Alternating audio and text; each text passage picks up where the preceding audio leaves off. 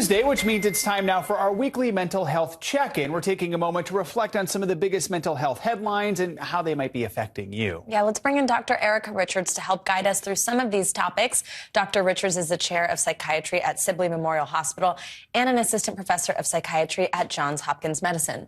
Good to have you with us, Doctor. So let's start with COVID anxiety. We've seen the guidelines change as the science is updated, as new variants emerge, but the headlines can still be pretty scary. Hospitalization rates, long COVID. So how do we start to go about our daily routines, minimize some of the COVID fears without maybe giving up some of the protections that help us feel safe? Good morning, Savannah and Joe. Such a good question, such timely articles.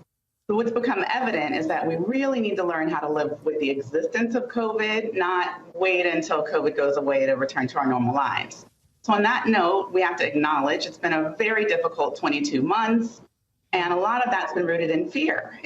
Fear serves a purpose. It keeps us safe. It teaches us to avoid danger, and it helps us avoid threat. And in all fairness, it's probably kept a lot of people from catching COVID over the past nearly 2 years. But there's an issue, there's a consequence, and too much fear can lead to mental health issues. So at Johns Hopkins Hospital, what we're seeing is when people are living in a constant state of fear, there's more depression, there's more anxiety, there's more unhealthy eating habits, the use of alcohol and drugs. So we want people to start to understand how to understand the fear, but how to get out with it. So there's 3 important concepts to remember: the vaccines are available, masks help prevent the spread, and that there's safe ways to gather and to practice self-care. We want people to start to implement those things.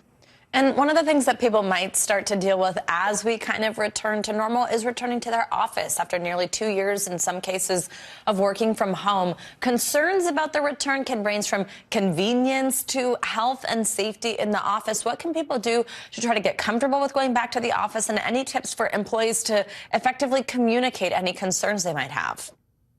So there's a great Vogue article that discusses this, and what I think has happened is that the return to work has been delayed at least twice for most people with each surge. And so what we have to accept is that at some point, in some form, people will return to the office, and we want them to be prepared for that. There's 3 things that I want to highlight from that article that people should consider. Number 1, feel free to ask questions and share your concerns.